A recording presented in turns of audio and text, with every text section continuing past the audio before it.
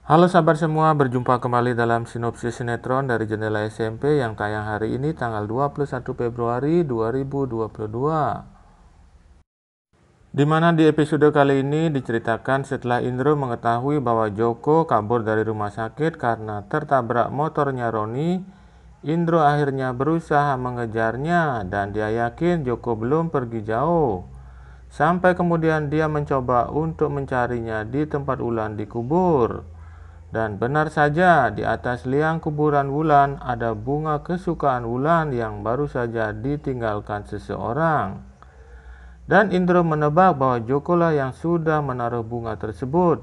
Dia pun bergegas untuk mencari Joko sampai kemudian Indro melihat Joko tidak jauh dari kuburan tersebut.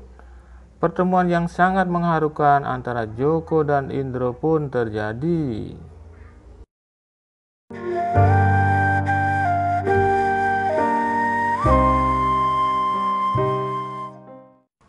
Indro merasa sangat bahagia sekali bisa bertemu dengan Joko kembali, demikian juga sebaliknya. Dan dalam kesempatan tersebut Indro pun bertanya apa yang sudah terjadi hingga Joko bisa menghilang sekian lama. Setelah Joko bercerita bahwa Pak Yadi dan anak buahnya lah yang sudah menculiknya, Indro pun merasa sangat kesal dan mereka berdua kemudian bersama-sama untuk menemui Roni atas keterlibatan bapaknya yang jahat. Dan setelah bertemu dengan Roni di sebuah villa di mana Pak Yadi disembunyikan oleh Roni, tanpa basa-basi lagi Joko terlihat melampiaskan kemarahannya pada Roni. Joko menyebut bahwa Roni sama jahatnya dengan bapaknya Pak Yadi.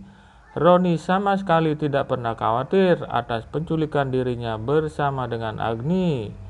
Dan Joko juga mengancam Roni agar mencari Pak Yadi dan menemukan Agni kembali. Sebab jika tidak maka Roni lah yang harus mati, kata Joko pada Roni. Sambil melayangkan beberapa kali pukulan ke tubuh Roni, Joko pun menyuruh Roni agar jika Pak Yadi sudah ditemukan maka Roni harus menyerahkannya ke kantor polisi. Mendengar perkataan Joko tersebut, Roni pun berkata bahwa dia tidak akan membiarkan Pak Yadi dibawa ke kantor polisi. Walaupun Roni sudah mengetahui bahwa ternyata memang benar bapaknya lah yang sudah menculik Agni dan Joko. Sementara itu ketika Indro bertanya pada Joko apa saja yang sudah dialaminya saat diculik bersama dengan Agni, Joko pun berkata bahwa anak buah Pak Yadi sudah banyak menyakitinya.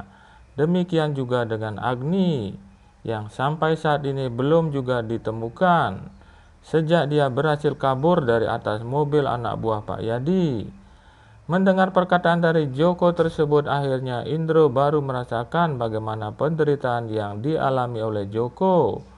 Lalu kemudian sepakat membantu mencari keberadaan Agni walaupun tidak tahu harus mencarinya kemana.